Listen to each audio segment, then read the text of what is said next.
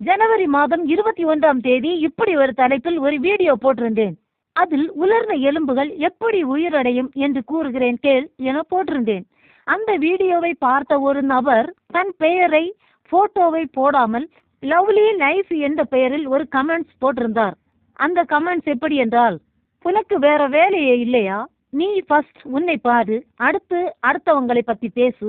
First யார் நீ? எதுக்கு பிபிடிசி பாஸ்டர் பத்தி பேசுற? உனக்கு வேறு பாஸ்டர்ஸ் கண் காணலையா லூசு என்று போட்டிருந்தது. இப்படி போட்டது ஆணோ பெண்ணோ எனக்கு தெரியாது. அந்த நபர் இப்படி கேட்க காரணம், மலவளையில் உள்ளவர்களை விட மோசமானவர்கள் அல்லவா வேறு சபைகளில் உள்ளவர்கள், இங்கு உள்ளவர்களை மட்டும் ஏன் குற்றம் சொல்லுகிறாய் என்று கேட்டதாகும். இந்த கேள்விக்கான பதில் இதோ.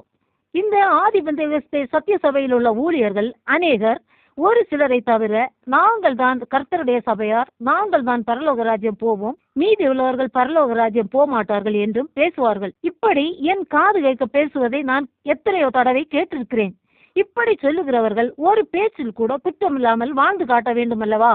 அதனால் தான் அப்படி சொன்னேன். காரணம், நான் போய் கொண்டிருந்த சபையில் உள்ளவர்களின் குற்றங்களை மறைத்து மற்ற சபைகளில் உள்ளவர்களை அதிகம் பேசினால், நீ பெரிய இவள் மாதிரி பேசுகிறாயே, மலவளையில் உள்ளவர்களே சரியில்லையே, அப்படி பேசினார்கள், இப்படி பேசினார்கள், மதரை விரட்டினார்கள், இன்னும் அநேகரை விரட்டுகிறார்கள், உன்னை போக விடாமல் ஆக்கினார்கள் என்று சொல்லுவார்களே.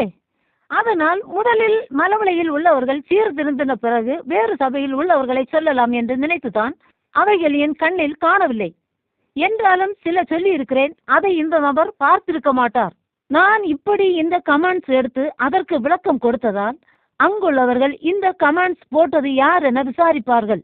அது யார் என விசாரித்து ஆள் அறிந்தாலும் அறியாவிட்டாலும், இனிமேல் இப்படி கமெண்ட்ஸ் போடாதீங்க, போட்டால் அதையும் யூடியூபில் போட்டு வியூஸ் எடுப்பால் என்று சொல்லி தடுக்கவும் செய்வார்கள்.